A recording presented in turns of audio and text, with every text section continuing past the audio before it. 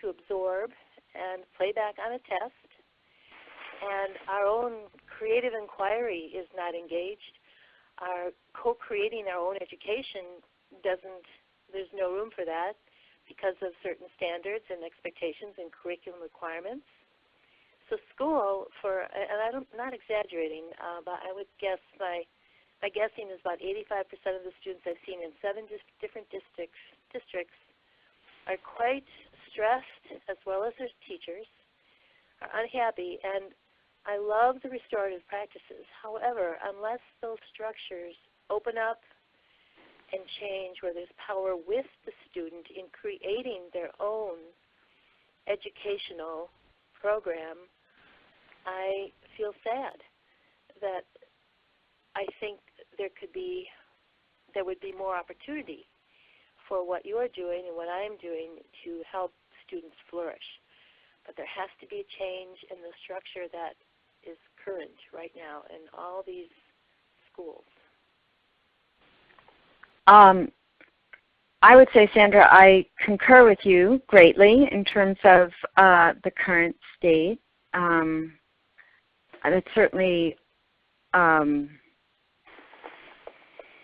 don't know if I would go with 85%, but it's pretty palpable, a sense of oppression and unhappiness in a lot of schools all the time. And I would say the good news is, and I agree with you, there's a great deal that needs to change. But again, I'll go back to some of our core assumptions. One is that we have the capacity to create change from wherever we are. And I've seen this myself in schools, that the shift to curiosity, to creativity, to a sense of delight in just what lies within each person, whether they are a child or the adult, is just waiting there to be accessed. And I have experienced this over and over and over again, and it breaks my heart because it's so simple. It's right here. And but that's the good news. The good news is it is right there, and it is waiting there, because people do have, this is one of the reasons we said we had to talk about joy, because it is right there within us and waiting. If somebody is knocking on the door, it will open a window. And we just need to open that window. It's not all we need to do, but it's how we can begin. And we also need to realize these are our schools. These are our lives. We do have the power to change. The powerlessness that many people feel, and I'm very sympathetic to it because the obstacles and the issues are great. Nonetheless, we have power to make change from wherever we are, and it makes a difference. That's been my experience. I also want to add that for us, this whole restorative practices approach and this philosophy is about fundamental cultural change in the schools. So a part of if it moves forward, it will change those conditions that you're talking about, because it is about paying attention to the whole human being. So the vision for me is about a shift that will impact those aspects, as well as how things are handled when something goes wrong with students. I can imagine administration saying, but it's a time element. We've contracted with our school district for 45 minutes of algebra for this time of 7th grader life, and we can't interrupt it with something else. That's what we contract. I actually heard those words. We've contracted for 45 minutes of this kind of prescribed information to students, and to do something else within that 45 minutes, it's going to take away from their ability to learn algebra and perform on the test. I mean, that's. Well, let me share a story. This comes out of Baltimore. And then I need at some help, so yes. Go ahead. At a alternative high school in Baltimore, the kids were having difficulty in the math class. In that particular school, there had been someone coming from a community mediation agency who had been coming into the school and doing some circles and doing a little bit of training. So students are having trouble with math in a high school class, and one student says, we need a circle. And the teacher says, well, I don't do circles.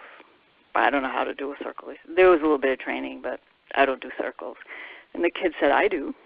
The teacher allowed this student to organize the class in a circle, and they held a circle. I don't know what they said, but the teacher went home that weekend and reorganized his curriculum to be more effective with the students. That is so hopeful. Yes, it is. You know, yeah, and there is this enormous. I do share your sense of pessimism, and yet it's counterbalanced by these experiences that Kay just described that I have over and over and over again, and that gives me a lot of hope because people respond to this, and I do think that there is a shift. I want to say that there's a recognition. So I'm in schools, there's more space for advisories, this concept that you want to have a place where students would connect with adults. There is a recognition of school climate, that it matters, that there is a huge now recognition on social emotional learning.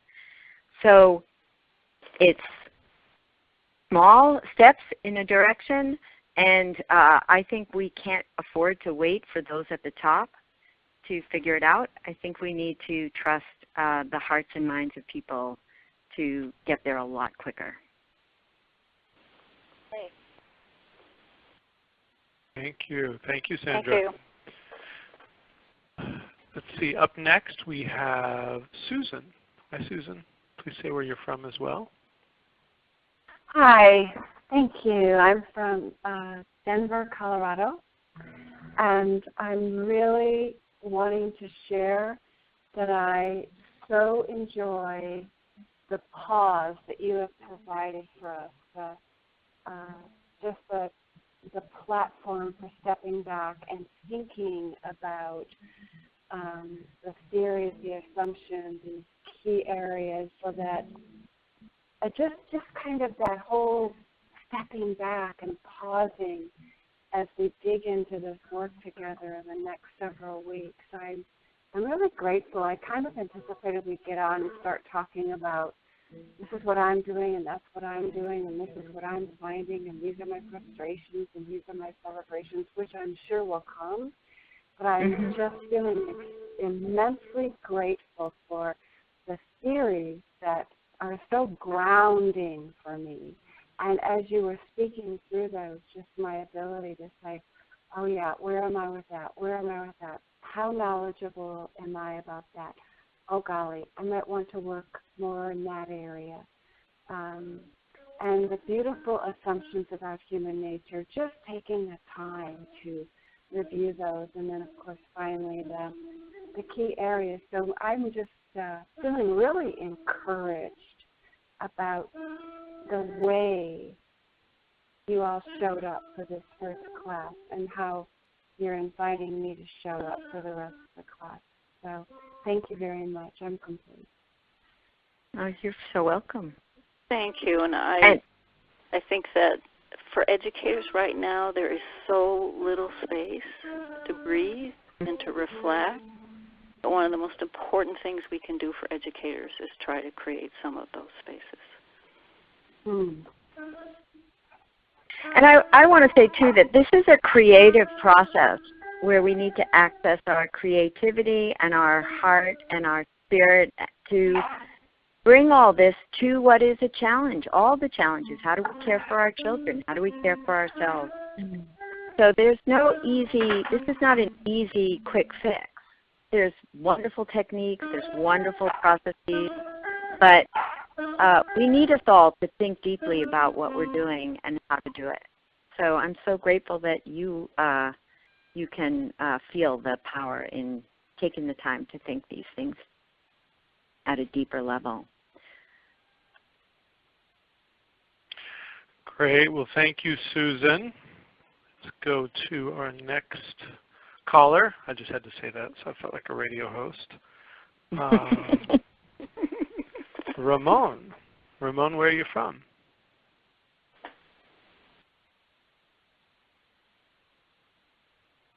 You with us, Ramon? Are you muted, possibly? There you are. Hello? Okay, yeah.